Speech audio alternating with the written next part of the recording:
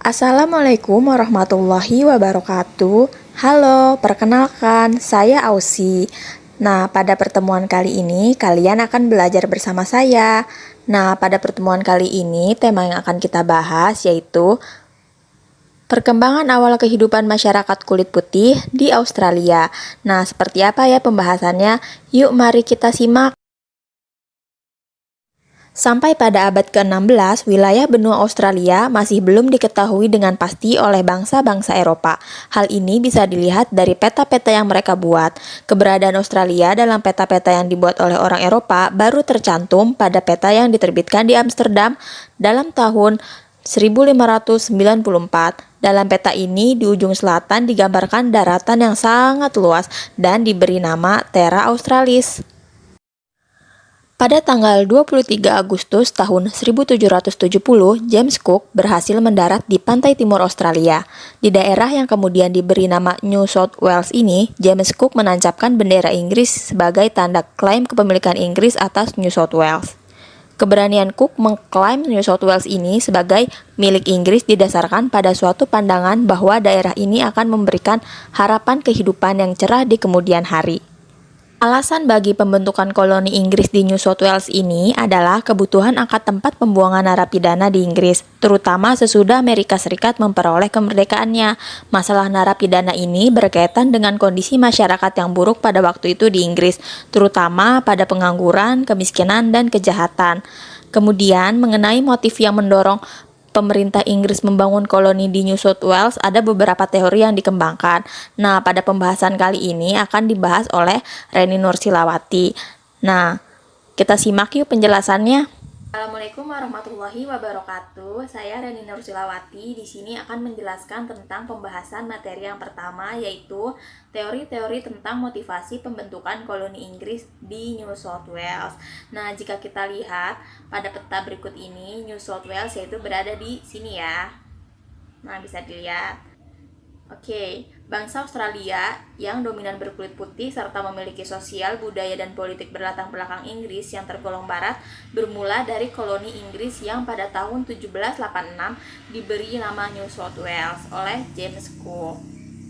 Nah, teori pembentukan motivasi atas pembentukan koloni di Inggris ini yaitu ada 3. Nah, yang pertama yaitu ada teori penal settlement atau konflik settlement teori. Nah, dalam bahasa Indonesianya ini juga bisa disebut dengan penyelesaian hukuman. Nah, teori penyelesaian hukuman ini, berdasarkan teori ini, motif pembentukan koloni di New South Wales adalah berkaitan dengan kebutuhan Inggris akan tempat pembuangan narapidana. Masalah ini erat kaitannya dengan keadaan di kota-kota Inggris pasca revolusi industri yang berkembang sekitar abad ke-17. Nah, berarti di sini revolusi industri itu tidak hanya berdampak positif saja, tetapi juga berdampak negatif, seperti kondisi maraknya kejahatan atau carnival of crimes telah memaksa pemerintah bertindak tegas dalam memberikan hukuman yang berat. Konsekuensinya, penjara-penjara di Inggris mengalami over capacity atau kapasitas penuh. Nah, sebelum ditemukannya New South Wales ini, biasanya pemerintah Inggris membuang para narapidana yaitu ke sekitar Maryland atau di sekitar Amerika Utara. Nah, tetapi karena pecahnya revolusi Amerika ini juga membuat Inggris tidak bisa lagi membuang narapidana ke sana, sehingga pemerintah Inggris harus mencari solusi lain yaitu daratan Australia. Nah, kenapa sih harus daratan Australia? Karena menurut teori ini, sebelum masa dipindahkannya ke New South Wales, pemerintah Inggris itu biasanya membuang narapidana ke Amerika Utara. Namun karena pecahnya revolusi Amerika Utara, Inggris tidak bisa lagi membuang pasukannya ke Amerika Utara. Maka dari itu Inggris harus mencari solusi lain. Nah, solusi yang tepat yaitu adalah membuang narapidana ke New South Wales. Alasan kedua yang mendukung teori ini juga karena adanya American Loyalists.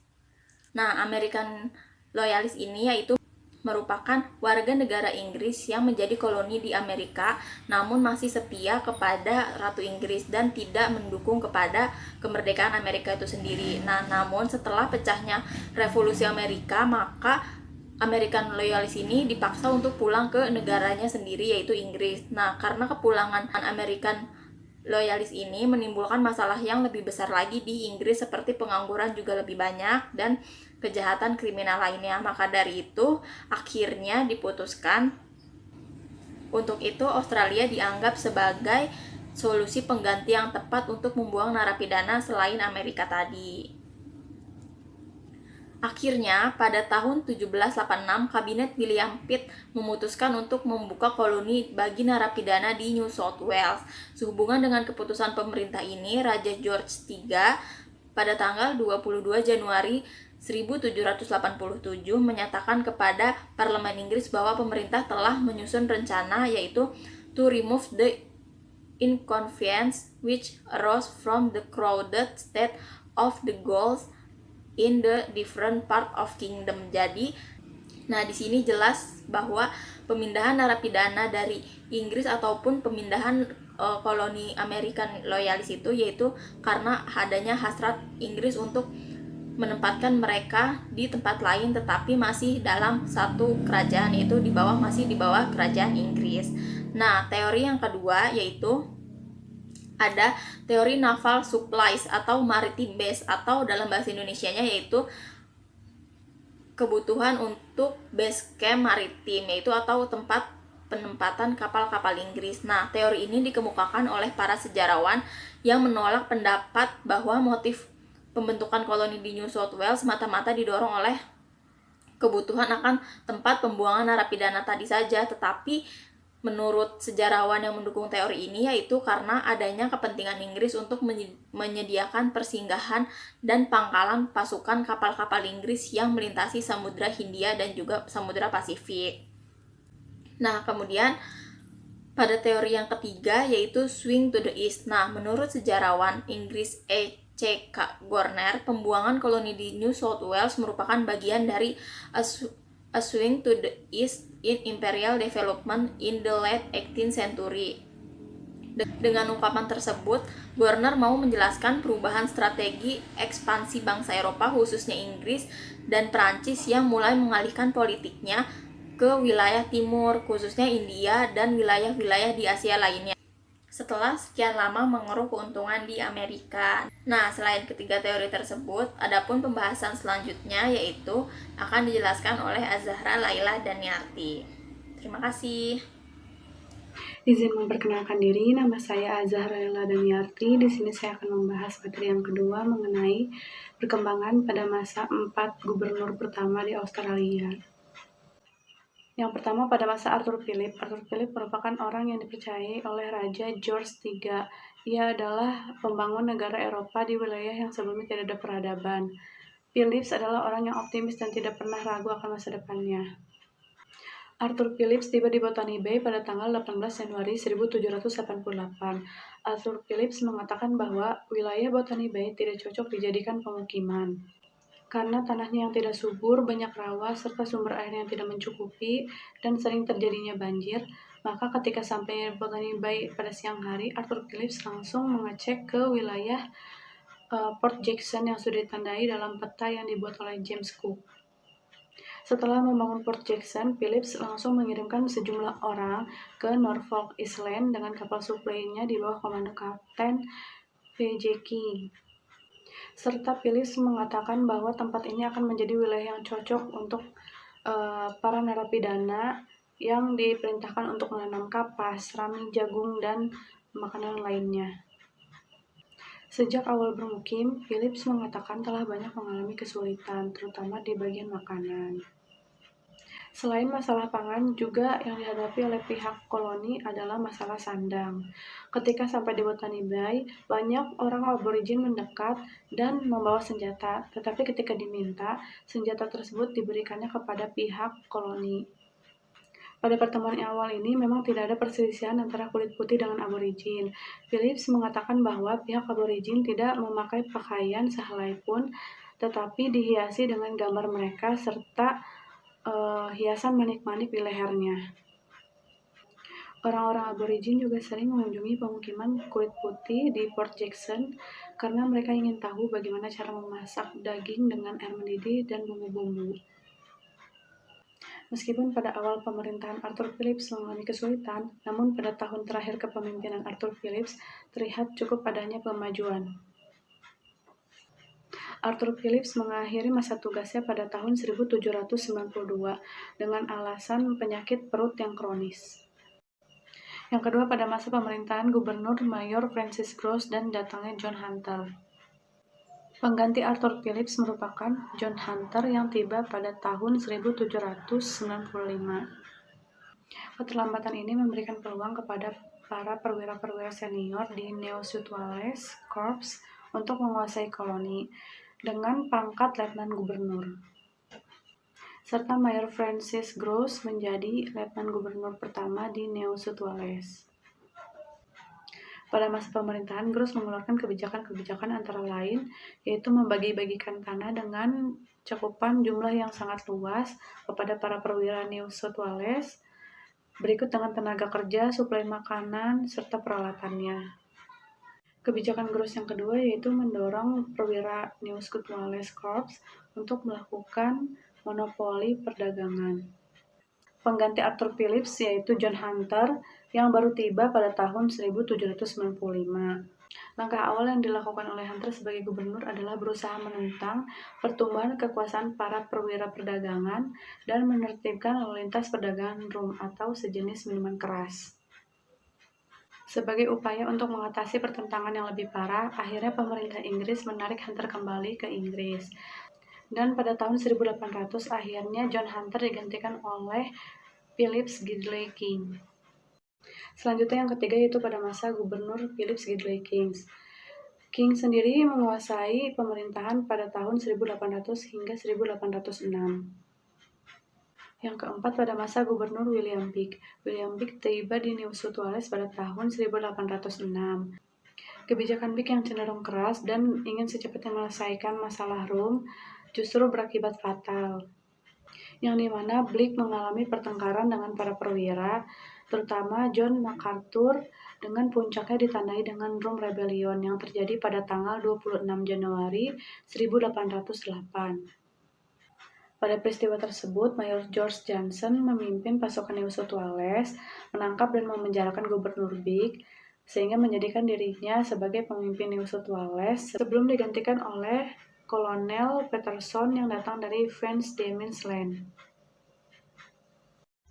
Ya, selanjutnya yaitu perkembangan pada masa pemerintahan Lachlan Macquarie.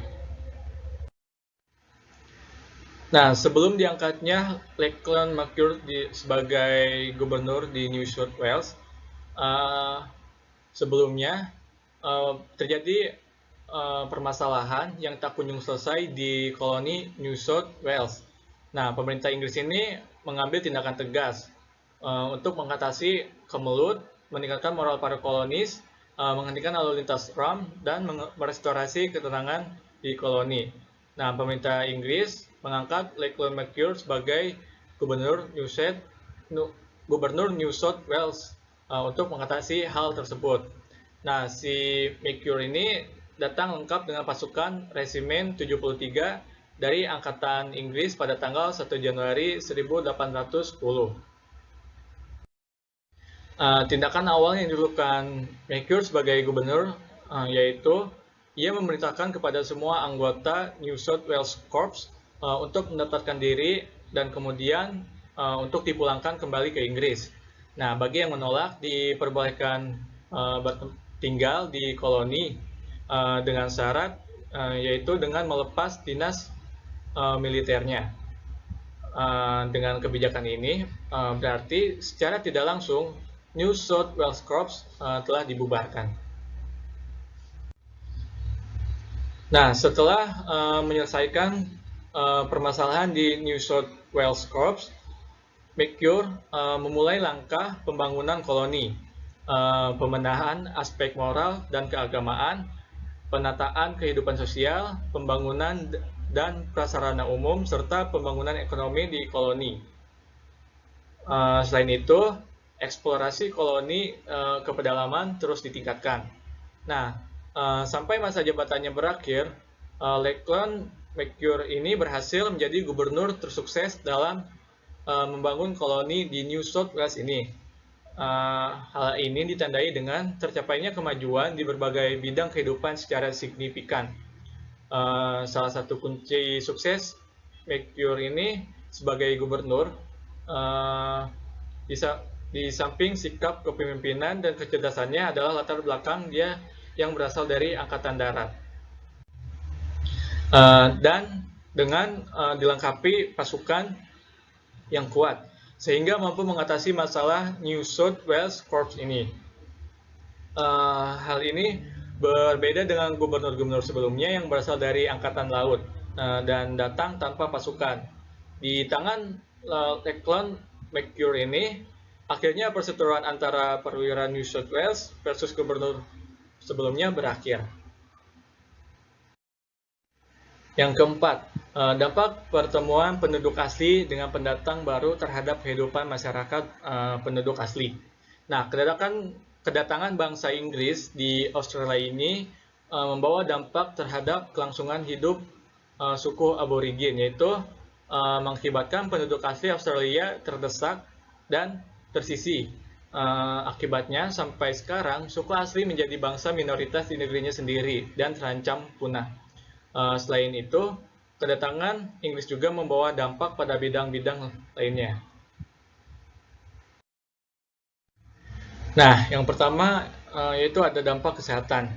Datangnya para imigran membawa banyak penyakit baru yang dapat mematikan bagi suku aborigin. Nah, para imigran ini membawa penyakit yang mematikan. Contoh kecilnya seperti kasus Black Death yang terjadi di Eropa. Yang kedua, dampak sosial. Pudarnya kebudayaan asli suku aborigin oleh usaha-usaha pemusnahan budaya yang dilakukan oleh bangsa Eropa. Yang ketiga, ada dampak kebudayaan. Suku aborigin mulai kehilangan kebudayaan yang mereka miliki.